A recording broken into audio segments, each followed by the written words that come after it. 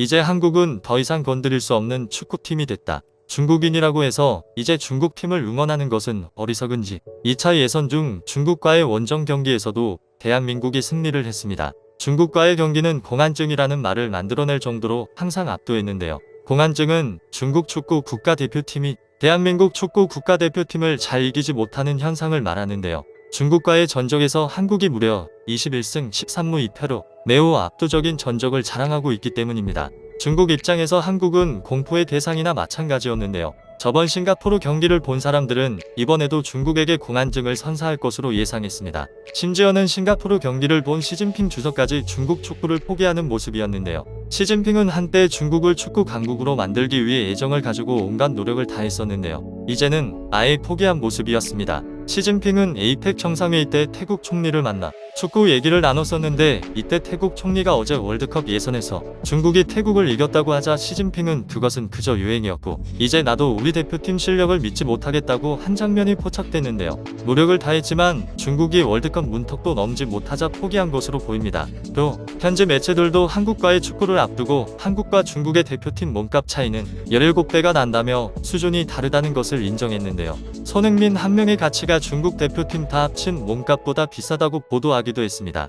중국 전문가들은 두 팀에게 찾을 수 있는 비슷한 수준은 평균 연령이 28세로 같은 거 말고는 없다고 할 정도였는데요. 현지 매체에서 인정할 정도니 중국 대표팀의 실력은 말할 것도 없을 것 같습니다. 이렇게 중국 자국민들마저 등을 돌린 상태로 시작된 중국과 한국의 경기는 싱가포르전 때처럼 한국이 압도했는데요. 싱가포르전 때보다 더욱 처참했습니다. 경기 시작부터 끝까지 한국이 경기를 지배하는 모습이었는데요. 경기가 시작하자 중국은 4-3-3 포메이션에서 중원이었던 류빈빈이 수비라인까지 내려가며 백파이브를 형성하고 전반 5분까진 굉장히 공격적인 모습을 보여줬었는데요. 정확히 5분이 지나자 한국이 주도권을 되찾고 볼을 돌리며 중국의 빈틈을 노리는 양상으로 바뀌었었습니다. 전반 9분에 황희찬은 돌파를 했고 조규성이 볼을 받아 마무리를 하던 과정에서 중국 수비수들과 조규성, 황희찬이 엉켰는데요. 이때 중국 선수인 장성룡이 황희찬을 넘어뜨린 것으로 드러나 한국은 PK를 받았습니다. 손흥민이 키커로 나섰고 당연하게도 골을 넣었는데요.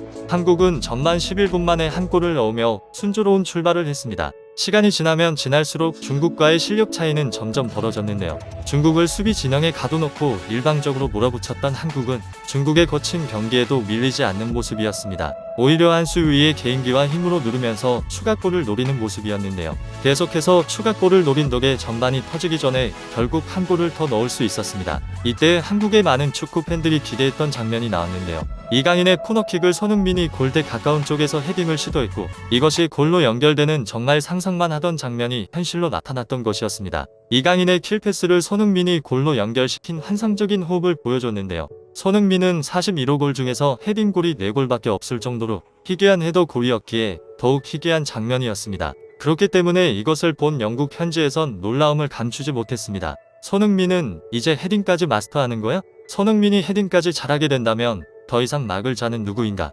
손흥민이 헤딩으로 중국에게 실력을 증명했습니다. 손흥민이 환상적인 헤더 골로 쐐기를 박습니다. 등의 반응을 보였는데요. 한국은 여기서 끝이 아니었습니다. 전반에 2골을 넣으며 기세를 잡았던 한국은 후반에도 중국을 몰아쳤는데요. 후반 87분 손흥민이 올린 프리킥이 정승현의 헤더로 중국의 골망을 흔든 것이었는데요. 결국 경기는 3-0으로 종료되었고 중국과의 실력 차이를 정말 적나라하게 보여준 경기였습니다. 경기는 3-0으로 기분 좋게 완벽한 승리를 가져갔지만 클린스만 감독 운영에 있어서 아쉬운 부분들이 좀 있었는데요. 싱가포르전에 이어 이번 경기에서도 마찬가지로 손흥민과 김민재를 풀타임으로 기용하며 체력 관리를 전혀 해주지 않는 운영을 보여준 것인데요. 분명 교체 카드가 있었음에도 휴식을 취할 수 있게 배려를 해주지 않았습니다. 이미 전반전이 끝났을 때 2-0으로 이기고 있던 상황인데도 교체를 하지 않은 것은 클린스만 감독의 승리에 대한 욕심으로 보이는데요. 이 경기가 끝나면 다시 소속팀으로 돌아가 경기를 뛰어야 할 선수들인데 너무 배려가 부족한 것 같습니다.